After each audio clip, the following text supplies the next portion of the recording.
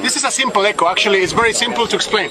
When you clap in front of a pyramid, of a slope, the sound will go to the top. In this case, a pyramid. You know?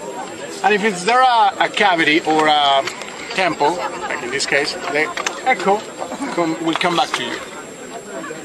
If you clap in front of an Egyptian pyramid, nothing happens because the sound goes away. But here, the sound comes back. Why it sounds like a bird? Don't ask me that, because we don't know. But this is really impressive.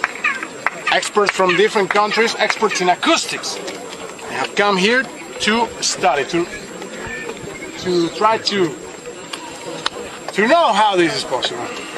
They leave the country just like they. And it works all 4 times.